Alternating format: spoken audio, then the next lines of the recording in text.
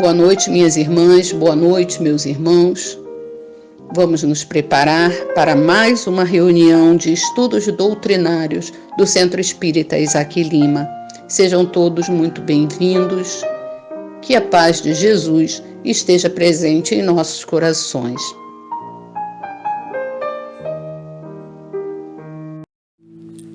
Confia sempre, música de Carla Bevilacqua, inspirada na mensagem Confia Sempre, de Meimei Chico Xavier.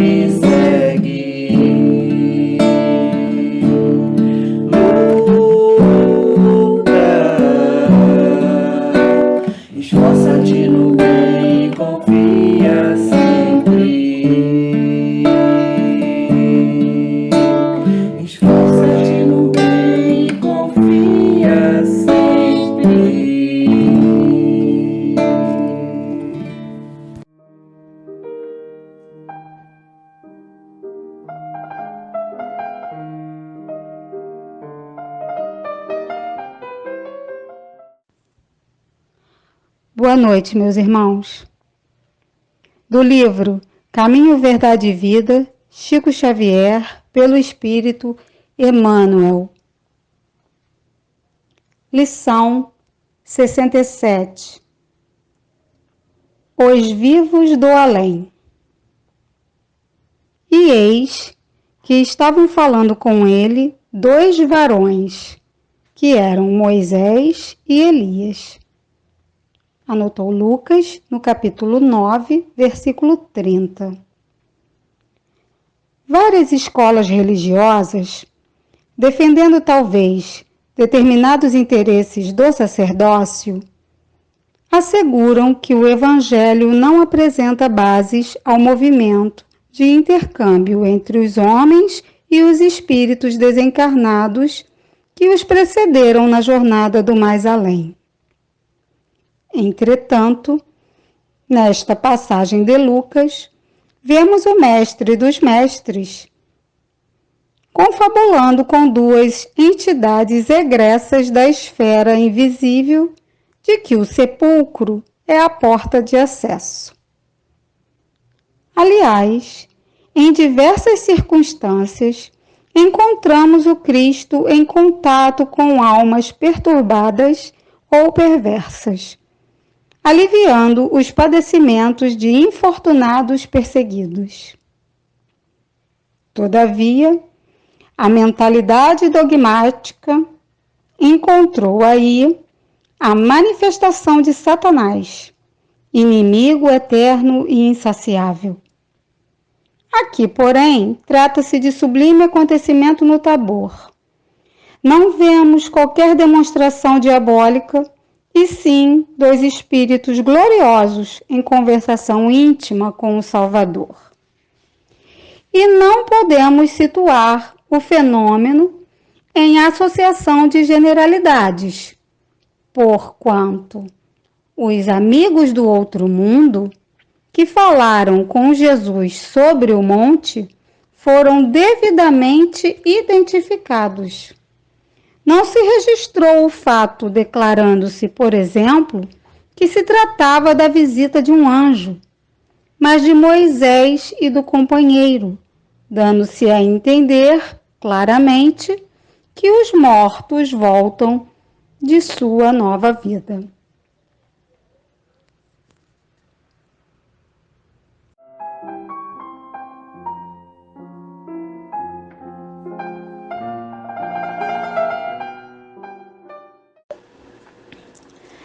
Boa noite a todos. Vamos elevar os nossos pensamentos a Deus, nosso Pai, e a Jesus, nosso querido Mestre, agradecendo por mais essa oportunidade de estudo à luz da doutrina espírita. Que possamos, nesse momento, estar todos em harmonia e receptivos aos ensinamentos e ao conteúdo que será transmitido para nós essa noite. Que possamos absorvê-lo e transformá-lo em auxílio para a nossa caminhada do dia a dia. Pedimos também a caridade e a solidariedade da espiritualidade benfeitora, conforme a necessidade de cada um e conforme a necessidade dos seus lares também. Dessa forma, Pai, certos da sua bondade infinita e do seu amor por todos nós, pedimos permissão para dar início ao estudo da noite de hoje. Obrigada por tudo e que assim seja.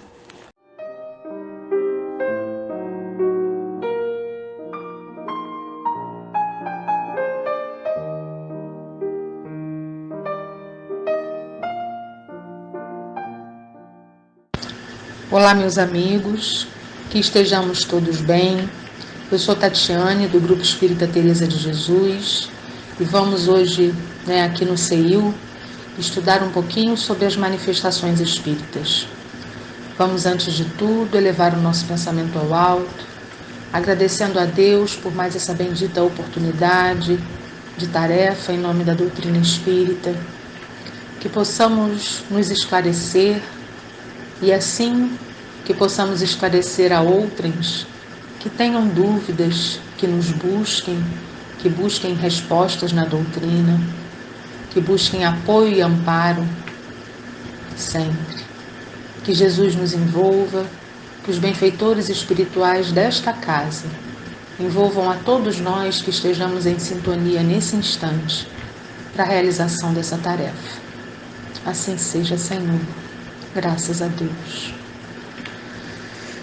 Então a gente vai, falar um pouquinho sobre as manifestações espíritas, o que elas são, os tipos de manifestações, como elas acontecem, por que elas acontecem, as manifestações espíritas na Bíblia.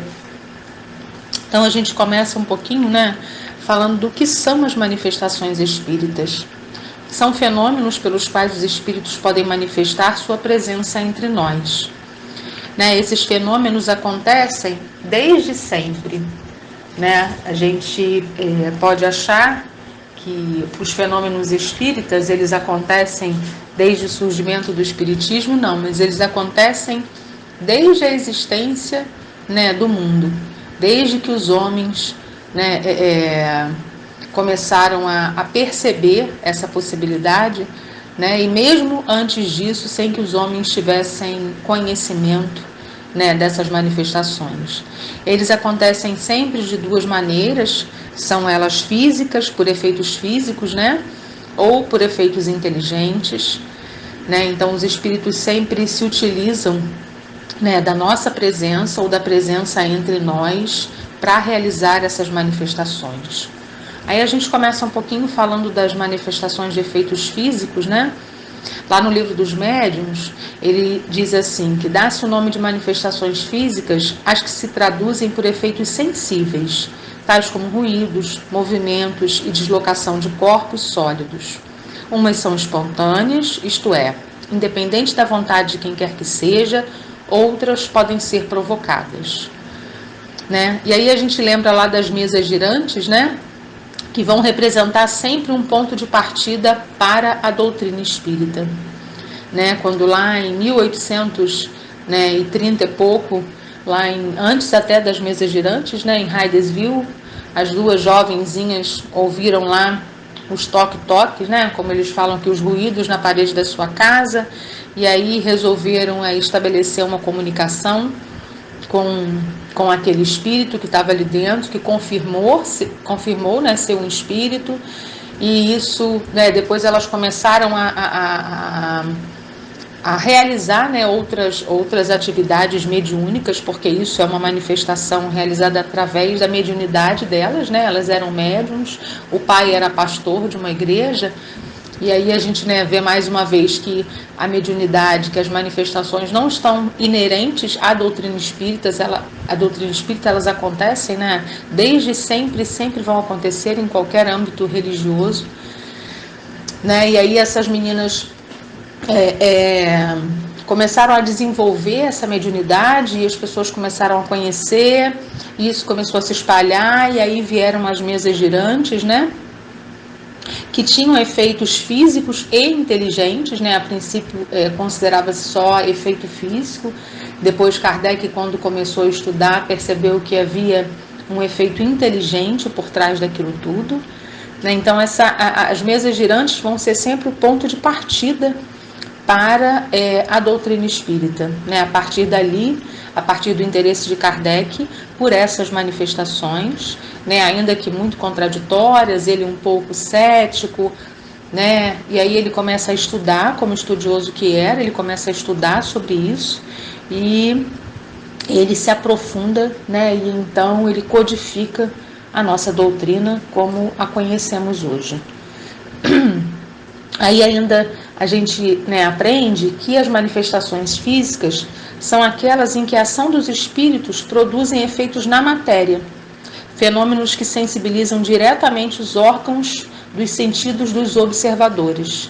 Então aquelas pessoas que observam esses efeitos, eles o observam através dos seus órgãos dos sentidos, sejam eles visão, sejam eles audição, sejam eles tato, mas são efeitos produzidos pelo espírito diretamente, sobre a matéria. E aí elas podem ser sonoras, como pancadas, como lá no caso das meninas de Hydesville, como o som de música, que as pessoas que estão num ambiente e surge aquele som de música. Elas podem ser luminosas, como clarões, como presença de luzes, uma luz que se acende, uma luz que se apaga, sempre, quase sempre, com o intuito de chamar a atenção. né? Elas podem ser motoras, né, com relação à movimentação de corpos inertes, né, por levitação, por transporte, um objeto que some de um lugar e aparece no outro. Tem até uma historinha que eu estava lendo na Revista Espírita, que fala de era um restaurante ou uma padaria, né, em que os funcionários chegaram para trabalhar, e aí às 9 horas começou-se o expediente, e antes começou-se o expediente, e às 9 horas começaram os objetos a saltarem, né, a serem como se fossem jogados das prateleiras. E aí um rapaz estava preparando uma massa de pão, aquela massa de mais ou menos 2 quilos, ela voou longe para um outro lugar, e dali começaram, né, ininterruptamente, eles falam, até às 12 horas daquele dia, os efeitos físicos, né, de transporte de objetos sendo jogados de um lado para outro. Às 12 horas aquilo se encerrou, né, esse movimento se encerrou, e aí foi que eles puderam, né, limpar tudo, organizar tudo para começar a tarefa do dia. Não se sabe porquê, né, não foi explicado lá no artigo, mas isso é um exemplo claro, né, de manifestação física de transporte, né. A gente tem um caso, eu não me lembro do objeto, eu não me lembro agora da história direito, mas de um objeto que sumiu de um lugar e apareceu em outro lugar em que aquela pessoa pensou, né? A gente tem os casos de levitação, né, das pessoas que veem objetos ali se movendo, vão de um lugar para o outro, né? Aí a gente continua, né, falando um pouquinho sobre essas manifestações físicas que podem também ser de efeitos modificadores ou plasmadores, né? Quando a gente pode observar uma mudança de cheiro, quando se pode observar, né, através da intervenção dos espíritos, mudança de cheiro, mudança de gosto no alimento, moldagens, né, materializações, né. Chico, né, agora a gente já não tem isso com tanta frequência, né, e a gente sabe o porquê, porque não é mais necessário, né, mas as materializações que aconteciam a partir do ectoplasma doado pelo médium, é importante a gente sempre ressaltar que em todos esses efeitos físicos há doação de algum médium, né, mesmo que inconscientemente, né, há doação de algum fluido, né, do ectoplasma do médium. Isso é muito importante, né? E nessas, no caso da materialização, né, acontecia uma asepsia local mesmo, porque depois todo esse ectoplasma doado, né, pelo médium, ele voltava para o corpo do médium, ele não perdia, ele cedia, né? Então tudo isso retornava para o corpo do médium. Então lá no caso da Kate King, né, por exemplo, né, de materialização, né, a gente tem um exemplo também de uma forma, né, tipo de cera, em que apareceu uma mão moldada ali também. A gente tem os casos de transfiguração, né, em que os espíritos aparecem com outras formas, tantas vezes com formas de animais, né. Eu tenho uma conhecida que uma vez ela foi num evento espírita, e aí no final ela saiu muito incomodada, assim, se sentindo muito mal, porque ela disse que ela via o corpo de uma pessoa, né, em cima da mesa de uma maneira e embaixo da mesa com forma, né, de pernas e pés de animal. Então ela teve essa sensibilidade, né, de perceber isso. Então todos esses são efeitos, né, de manifestações físicas. A gente também tem os de voz direta, né, quando a gente é capaz de ouvir uma voz no ambiente sem que seja uma voz humana, né, da escrita direta, né, se a gente for pensar lá no início também da doutrina, quando a gente tinha aquela pranchetazinha e aquela ponteira em que as médiuns colocavam a mão ali, mas elas não seguravam a caneta, elas tocavam a prancheta, né, aquele objeto, agora me esqueci o nome, né, aquele objeto que elas seguravam, tocavam ali, e aí a escrita acontecia. Era uma escrita direta, sem o concurso das mãos, né, dos médiuns. E as curas, né, as curas que acontecem por alteração benéfica no corpo humano da gente, né, produzidas por evidente intervenção dos espíritos, mais uma vez usando o ectoplasma dos médiuns, né?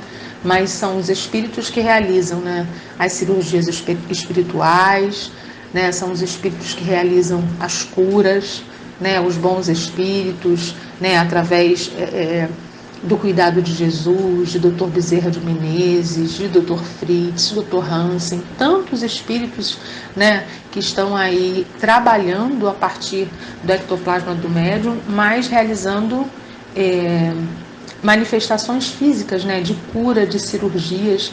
A gente tinha uma colega lá no Grupo Tereza, que ela fez uma vez uma cirurgia espiritual no estômago. Ela tinha um problema de estômago e ela realizou, né, uma cirurgia espiritual no estômago. E aí, uma certa vez, ela foi fazer uma endoscopia, e aí, quando ela levou para o médico ver, o médico falou assim: você tem uma cirurgia no estômago? Ela: não tenho. Aqui tem uma cicatriz cirúrgica. Ela disse que na hora ela nem se ligou. Ela falou que ainda bem que eu não me liguei, porque se eu falasse ele também não ia acreditar, né? Mas depois é que ela percebeu que ela tinha realmente feito uma cirurgia espiritual, né? E a cicatriz cirúrgica estava ali. Então, quer dizer, uma manifestação espírita de cura através de uma cirurgia, né? Utilizando, né, as vibrações, a energia, o ectoplasma do médium, mas realizada pelos espíritos, né? Então, aí a gente passa para as manifestações de efeito inteligente. Lá no livro dos médiuns, mais uma vez, a gente lê que os efeitos registrados, os efeitos inteligentes, né, são registrados a partir dos estudos acerca das mesas girantes. E poderiam ser explicados simplesmente por uma ação de uma corrente magnética ou elétrica, ou ainda por um fluido qualquer. Mas, ora, como todo efeito inteligente há de se ter por força uma causa inteligente, ficou evidenciado que, mesmo assim, admitindo-se que fosse ainda corrente magnética ou elétrica, em tais casos, a intervenção da eletricidade ou de qualquer outro fluido, outra causa a essa se achava associada. Qual era essa causa? A inteligência. Então, quando os espíritos podiam fazer barulho, podiam as mesas girar, podiam as mesas dançar, podiam fazer toque-toque, mas quando eles começaram a responder as perguntas, aí entrava, né, o efeito inteligente. Quando eles começaram as coisas começaram a ter coerência, né, as questões começaram a ter coerência, aí entrava o efeito inteligente. Né, então o efeito inteligente é aquele em que os fenômenos ocorrem na esfera subjetiva do médium, não ferindo os 5 sentidos dos observadores, mas sim a racionalidade, né, e o intelecto do médium. Ele perpassa, né, pela racionalidade e pelo intelecto do médium, mesmo que tantas vezes, né, o médium tenha dificuldades intelectuais, mesmo que tantas vezes o médico tenha algumas debilidades racionais, ainda assim ele é capaz de produzir efeitos inteligentes. A gente vai ver mais à frente, né, através da psicofonia, da psicografia, né, de tantas outras maneiras. E aí a gente lê, né, que os fenômenos mediúnicos intelectuais dependem de um estado especial da consciência, que ocorre, né, existe um estado especial para que ocorra essa ligação, né? E aí, lá Terezinha Oliveira diz lá no livro Mediunidade que isso ocorre quando há certa exteriorização do perispírito do médium, apenas alguns centímetros. Esse perispírito, estando mais livre das vibrações grosseiras da matéria, entra na posse de seus sentidos espirituais, podendo então servir intuitivamente e dar amplitude no mundo visível que nos rodeia.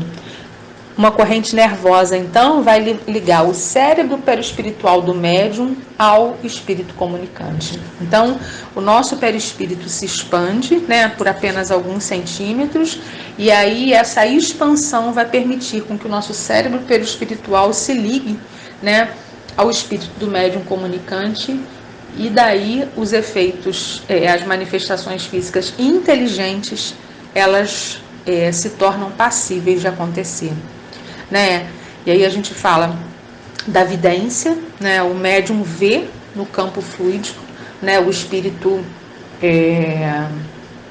do médium tem essa capacidade de perceber alguma coisa que pode acontecer, que está acontecendo em algum lugar, que já aconteceu. Se a gente pensar numa mesa mediúnica, né? Quantas vezes os médiuns são levados a lugares, né? Lá atrás aconteceu isso, dessa e dessa maneira, e aí resgatam esse espírito e trazem até o trabalho de desobsessão, né? Mas através dessa capacidade de vidência do médium, né? A partir da sua expansão perispiritual.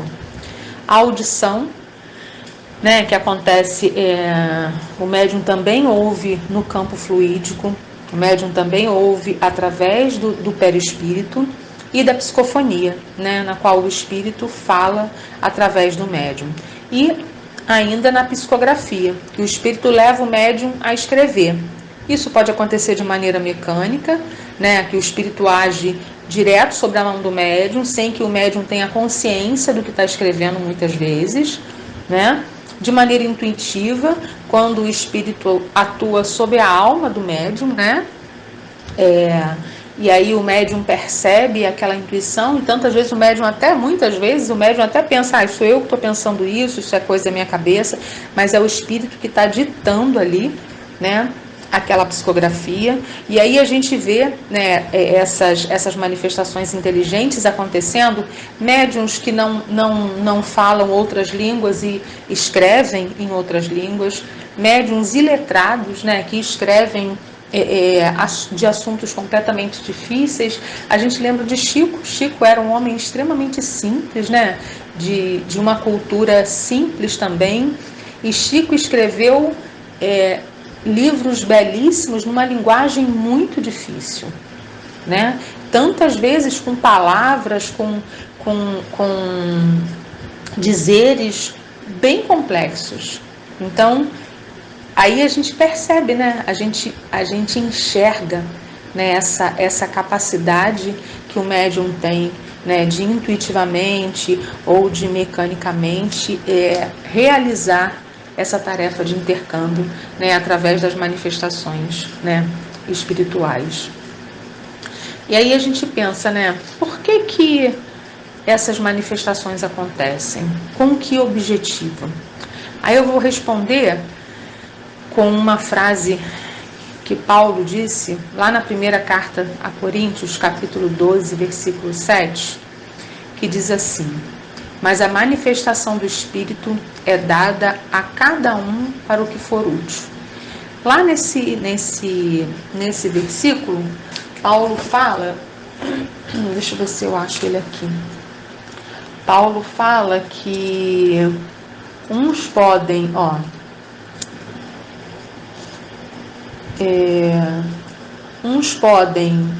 não estou achando ele aqui agora.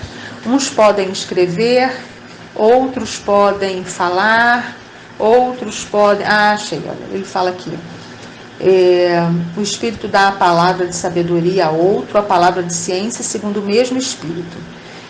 A outro ainda, né, concede o dom das curas, a outro o poder de fazer milagres, a outro a profecia, a outro o discernimento dos espíritos, a outro o dom de falar de línguas, e a outro ainda o dom de interpretar. Né? Então, falar em línguas, curar, né? Se manifestar, ler, né? Tudo isso é um dom dado. Todas essas manifestações são dons dados, né, aos homens que permitem que essas manifestações, que essa conexão aconteça. E qual é o objetivo? É sempre a evolução da humanidade. Nós, homens, é que tantas vezes usamos isso de maneira irresponsável, né? Mas por que lá atrás foi necessário que os espíritos batessem lá nas irmãs Fox, lá na paredezinha delas? Por que foi necessário que as mesas girantes acontecessem, que, né, pululassem por toda a Europa?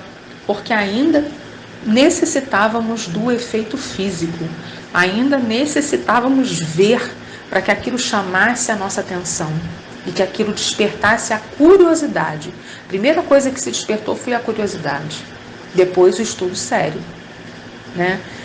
Mas o objetivo das manifestações espíritas são sempre o esclarecimento, a transformação, o conhecimento, o bem, a cura daqueles pelos quais elas perpassam, né, ou sejam os médiuns, e aqueles que as recebem, sejam, né, as criaturas que estão em busca de.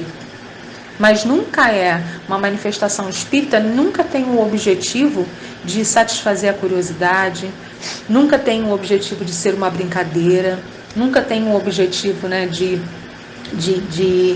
servir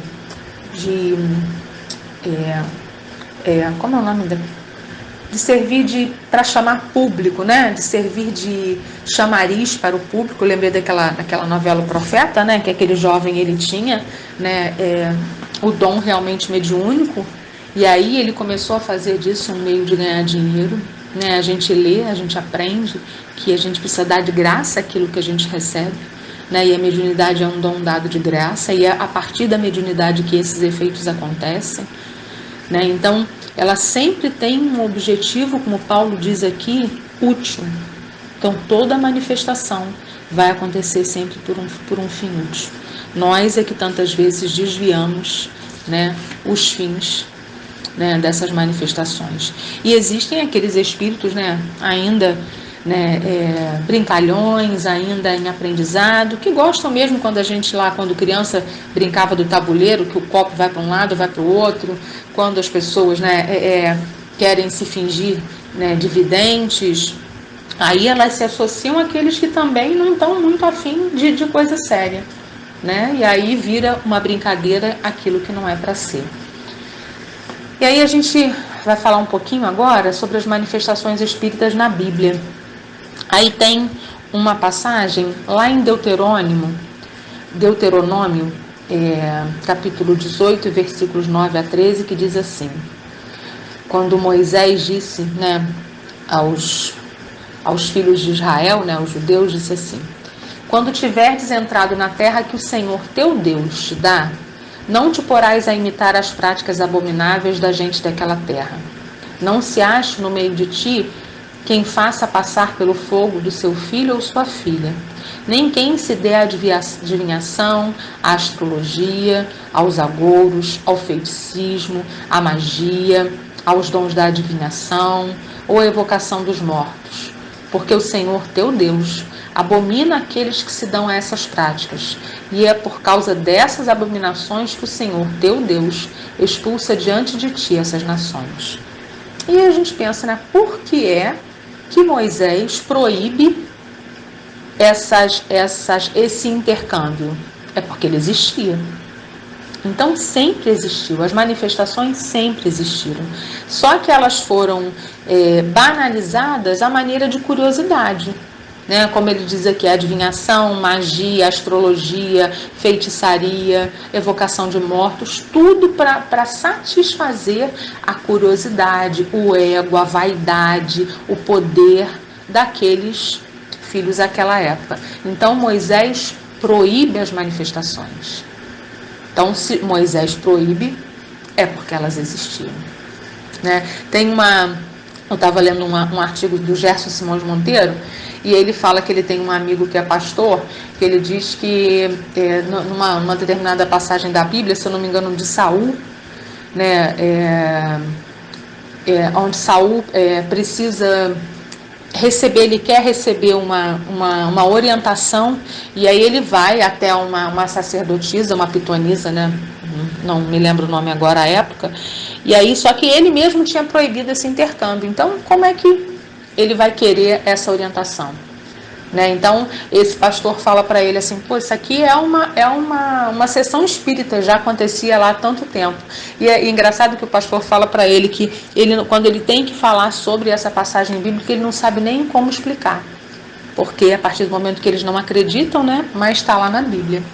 E dentre tantas outras manifestações, né, a gente vê, né, no próprio Jesus, né, quando Jesus anda sobre as águas, é uma manifestação, né, física, né, nas bodas de Canaã, quando Jesus transforma, né, a água em vinho, Quando Jesus, lá no meio do mar, né, no mar de Tiberíades, no mar da Galileia, né, também com os apóstolos, ele acalma a tempestade, uma manifestação física.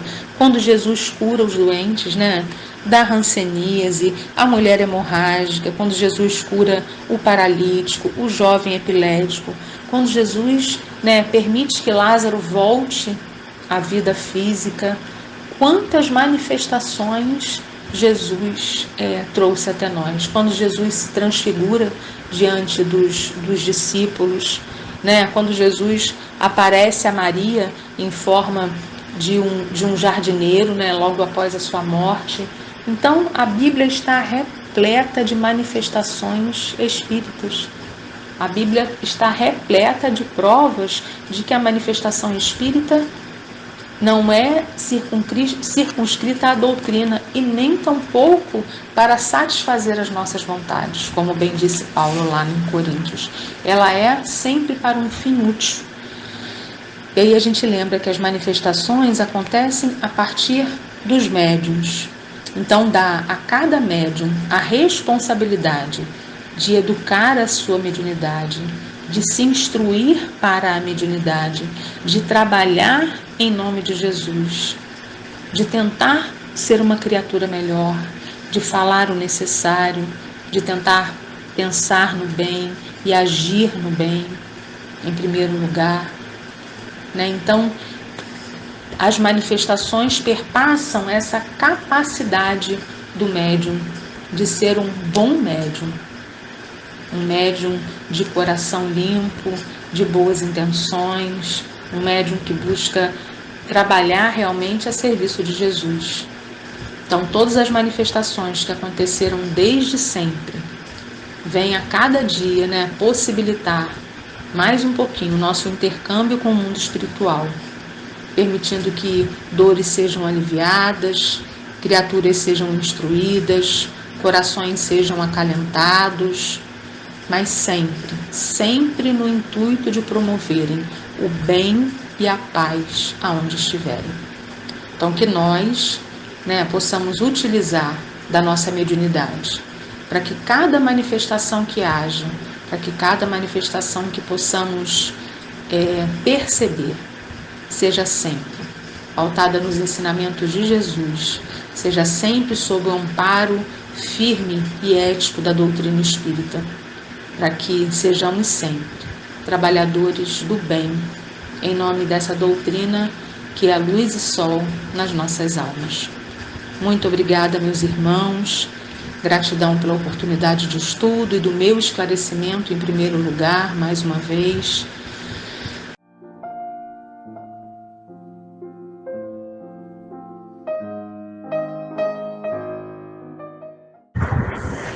Boa noite a todos, meus irmãos. Que a paz do Cristo esteja no coração de todos nós.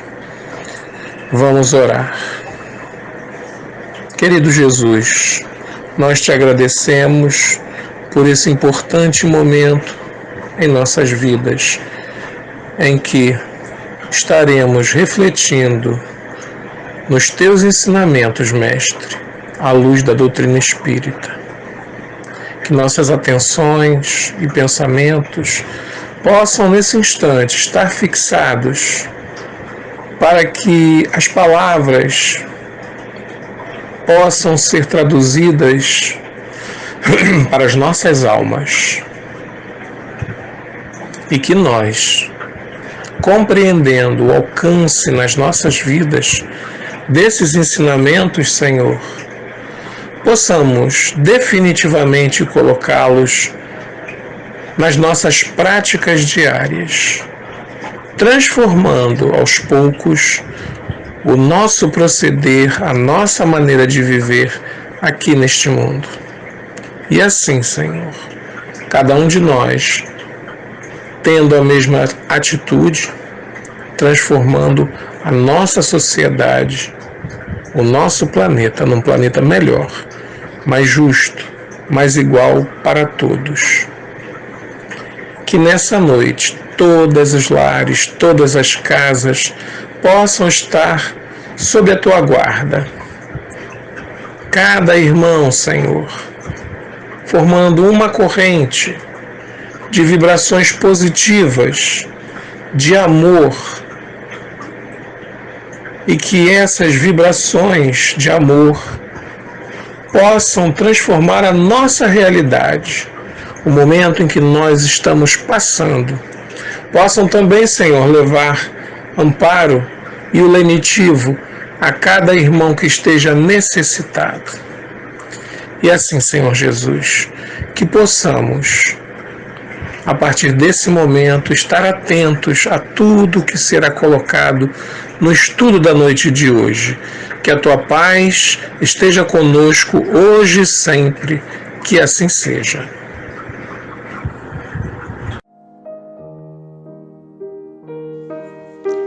Prezadas irmãs, prezados irmãos, ao final desta reunião, nós agradecemos a todos os que nos ouviram, agradecemos a todos os companheiros e companheiras que colaboraram para que essa reunião fosse feita. Agradecemos esta bendita oportunidade de estarmos aqui reunidos em nome de Jesus, em nome de Deus nosso Pai. Que possamos nos reencontrar na próxima semana com alegria em nossos corações. Uma boa noite e um grande abraço.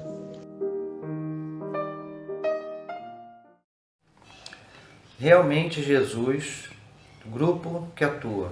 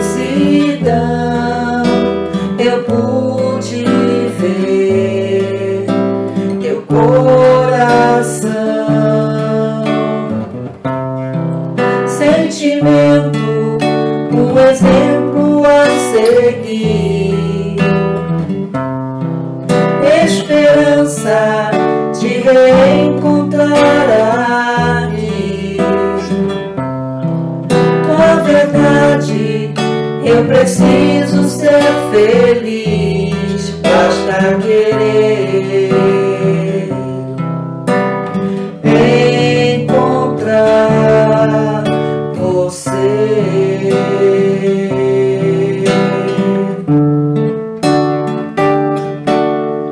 E ver em mim as tuas mãos e alimentar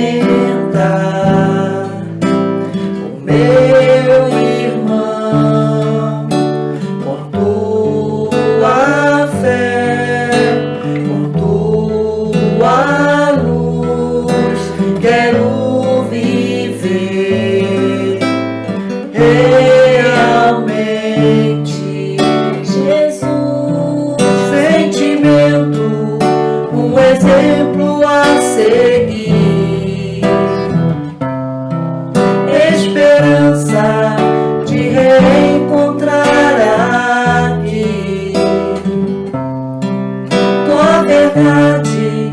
Eu preciso ser feliz, basta querer encontrar Jesus, sentimento, um exemplo a seguir, Jesus, esperança de reencontrar aqui, Jesus, tua verdade. Eu preciso ser feliz, basta querer